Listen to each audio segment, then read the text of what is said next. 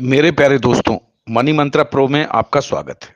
दोस्तों, 2023-24 के लिए आयकर रिटर्न भरने की प्रक्रिया शुरू हो चुकी है। पहली बार आईटीआर भर रहे करदाताओं के लिए इसे दाखिल करना बहुत बड़ा चुनौती हो सकती है और मेरा मानना है कि आईटीआर भरने से पहले करदाताओं को कुछ तैयारी अवश्य करनी चाहिए। जैसे कि आप अपने सभी लेन देन और कर कटौती का मिलान फॉर्म 16 और फॉर्म 26 एएस से जरूर करें। वेतन भोगियों को फॉर्म 16 इस माह तक मिल जाएगा और अगर आप कुछ सावधानियां बरतें तो करदाता जो है आयकर विभाग के नोटिस से बच सकता है। क्योंकि समझिए, आयकर जमा करना हर करदाता का कानूनी दायित्व है। इससे कई फायदे भी मिलते हैं। आयकर रिटर्न असेसमेंट ऑर्डर एक वैध दस्तावेज के रूप में काम करता है। जो लोग नौकरी करते हैं उनके लिए फॉर्म 16 होता है। व्यापारियों के लिए आईटीआर ही आय प्रमाण पत्र का काम करता है। जब भी कोई व्यक्ति लोन के लिए आवेदन करता है तो सबसे पहले उसका सिबिल स्कोर और आईटीआर ही मांगा जाता है। बैंक लोन देने से पहले आईटीआर को ही जांचा जाता है। अगर यह पूरी तरह से सत्यापित है तो आसानी से लोन भी मिल जाता है। वहीं रिटर्न दाखिल कर के जो आप करदाता हैं, आयकर कानून के तहत मिलने वाली कटौती एवं छूट का भी लाभ उठा सकते हैं। देखिए, फॉर्म 16 जो है वो वेतनभोगी लोगों के लिए है। आईटीआर जमा करने की जो आखिरी तारीख जो है 31 जुलाई है। जैसे पिछली बार भी नहीं बढ़ी थी तो इस बार भी बढ़ने के कोई चांसेस है नहीं। करीब सभी नियोक्ता द्वारा फॉर्म 16 मई या जून तक जारी किए जाते हैं। इनकम से जुड़ी सभी दस्तावेज आने के बाद ही आपको जल्द से जल्द अपना आईटीआर जमा कर देना चाहिए। इसका सबसे बड़ा फायदा यह होता है कि जितनी जल्दी आप आईटीआर जमा करेंगे उतनी जल्दी आपको रिफंड मिलेगा, अगर मिलना है तो। और आपको एक चीज मैं बताना चाहूंगा, जैसे मैं पहले भी अपने वीडियो में बता चुका हूं कि अगर आईटीआर में भरने में आपसे कोई गलती हो जाती है तो गलती सुधारने के लिए भी आपको पर्याप्त समय मिलता है। जानकारों के जो कहते हैं कि जल्दी रिटर्न अगर आप दाखिल करते हैं तो टैक्स पेयर्स को अपने रिटर्न की समीक्षा करने और संशोधित रिटर्न दाखिल करने के लिए पर्याप्त समय मिल जाता है। और अगर कोई गलती हो गई हो या तय तारीख से पहले उसे ठीक करने के लिए भी काफी वक्त मिल जाता है। इसलिए बाद में जुर्माने या अतिरिक्त जांच से भी बचा जा सकता है। तो फॉर्म 16 आपके लिए बहुत जरूरी है। देखिए, वेतन भोगी जो हैं, जो नौकरी पेशा हैं, उनको आयकर रिटर्न दाखिल करने के लिए फॉर्म 16 ही जारी किया जाता है। ठीक है, यह कर्मचारी के कमाए वेतन और नियोक्ता द्वारा वेतन से काटे गए कर की जानकारी देता है। फॉर्म 16 यह तय करता है कि जो आपके एम्प्लॉयर है उसने मतलब जो है टीडीएस जमा कर दिया है या नहीं जमा किया है। इसमें कंपनी का टैन नंबर, असेसमेंट ईयर, कर्मचारी का पैन, पता, वेतन का जो मतलब जो डिवीजन है, कितनी उसकी आय करदाता के करदाई है, इन सभी की जानकारी होती है। अगर आप रकम को कहीं निवेश भी करते हैं तो कंपनी को उसके बारे में अगर बताया तो उसकी भी जानकारी इसमें मिल सकती है।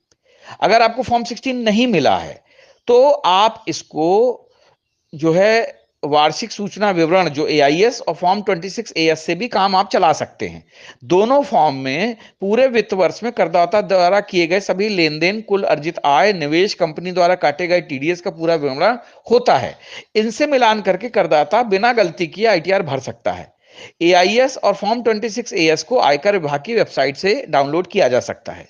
तो इसलिए सबसे पहले काम आप ये करें कि यदि आपने पैन और आधार को अभी तक लिंक नहीं किया है तो सबसे पहले इस काम को निपटा लें।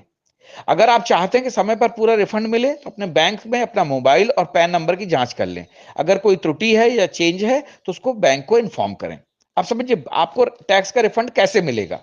आय का कोई स्रोत नहीं है या आय 50,000 से कम है लेकिन फिर भी बैंक से मिलने वाले ब्याज पर टीडीएस कट चुका है तो आपको रिटर्न निर्धारित तिथि से पहले अगर आप भरते हैं तो आपको रिफंड वो पैसा मिल जाएगा।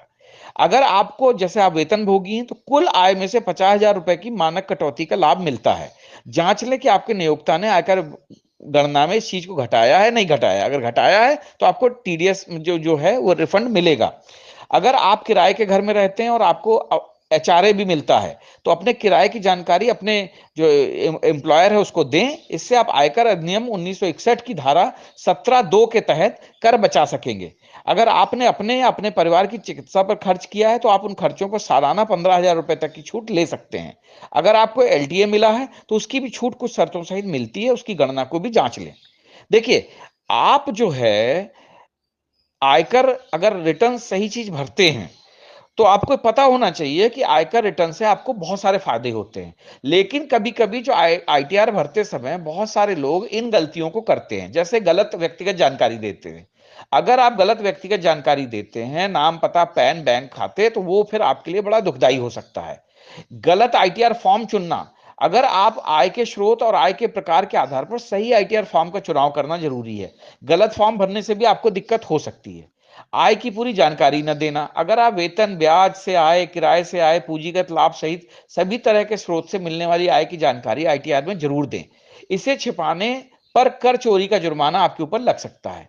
टीडीएस पर विशेष ध्यान दें। नियोक्ता या कटौतीकर्ता की ओर से जारी किए गए फॉर्म 16 और 16A से टीडीएस के विवरण और आईटीआर में जरूर दर्शाना चाहिए। टीडीएस की सही जानकारी न देने पर जुर्माना लग सकता है। अच्छा, निवेश की अधूरी जानकारी भी आपके लिए दुखदाई हो सकती है। आयकर कानून की धारा 80C, 80D, 80G के तहत योग्य कर लाभ का दावा करने के लिए सभी निवेश खर्चों और कटौतियों की सही सही घोषणा करें। ऐसा न करने पर आपको करदेयता बढ़ सकती है। ब्याज से हुई आय को छुपाना, अगर आपको कोई भी मतलब जो बचत खाते, एफडी, अन्य स्रोत से अर्जित ब्याज की सही सही जानकारी आपने नहीं दी है, तो वो भी आपको देना चाहिए। फॉर्म 26AS को मिलान करना बहुत जरूरी है। एआईएस और फॉर्म 26 का मिलान जरूर करें। समय पर आईटीआर भरें, ये सबसे जरूरी बात है। 31 जुलाई की लास्ट डेट होती है, बट अगर आप उससे पहले फाइल कर देते हैं तो वो आपके लिए बहुत अच्छा रहता है। आईटीआर को आप सत्यापित करें। अगर आईटीआर जो है एक ओटीपी या नेट बैंकिंग के माध्यम से सत्यापित करना जरूरी होता है, इसके बिना प्रक्रिया पूरी नहीं होती है। और आप अपने निवेश और कर से कटौतियों संबंधित सभी दस्तावेजों, रिकॉर्डों को संभाल कर रखें। भविष्य में अगर कभी जरूरत पड़ती है तो आप इसका फायदा उठा सकते हैं।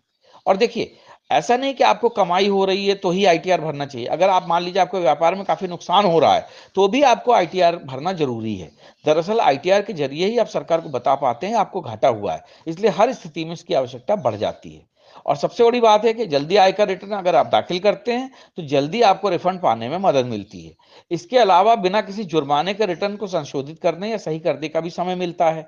खासतौर पर व्यक्तिगत और संस्थाओं को जिनके खातों का ऑडिट करने की जरूरत नहीं होती है, वे अपना रिटर्न 31 जुलाई तक दाखिल कर सकते हैं। चूंकि विभाग फाइलिंग के क्रम के आधार पर रिफंड को प्राथमिकता देता है, ऐसे में जल्दी रिटर्न जमा करने से प्रोसेसिंग जल्दी होती है और रिफंड तुरंत मिलने की संभावना बढ़ जाती है। इसलिए आयकर रिटर्न जो है जल्दी से जल्दी भरें, सरकार को अब देश की समृद्धि में योगदान दें, और अगर आपका कोई आईटीआर रिफंड बनता है तो वो भी आपको सही समय पे मिल जाएगा।